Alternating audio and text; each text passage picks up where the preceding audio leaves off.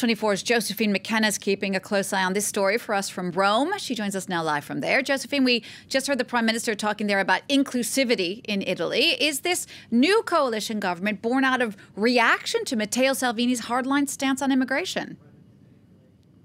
Well, there's no doubt the one thing that unites these two parties that have been long-time enemies is their united opposition to Matteo Salvini, the head of the League, who really provoked this government crisis in the first place. Are we going to see a change in policy in terms of his hardline stance on immigration? I'm not so sure about that, but they certainly feel that Italy needs to create a kinder, more inclusive society. And that's the sort of message that we saw from the Prime Minister Giuseppe Conte today, who also expressed concern about young people and trying to make everyone in Italy pay their taxes, trying to create a country that was more competitive to deal with the global crisis and in particular the slowdown in Europe.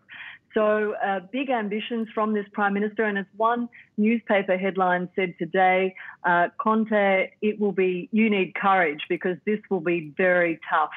And the first tough thing he has to approach is getting this coalition in place and getting these parties on the same team. Right, because we have to remind everybody that traditionally the Five Star movement is very different from the Democratic Party. The Five Star is more Eurosceptic, the PD more EU-friendly. Are they going to be able to find common ground? Well, that's the big question. And in fact, Matteo Salvini, in his very bitter outburst overnight, said that this is going to be a coalition government that is remotely controlled by the French President Emmanuel Macron and the German Chancellor Angela Merkel.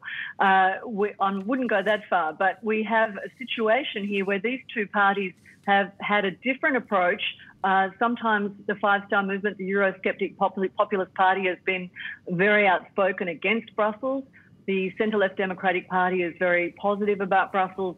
Are we going to see conflict over simple things like drafting the budget, which is one of the main urgent things on this agenda for this coalition government if and when it is formed in the coming days? Josephine, thank you. Josephine McKenna there reporting live from Rome. In Brazil,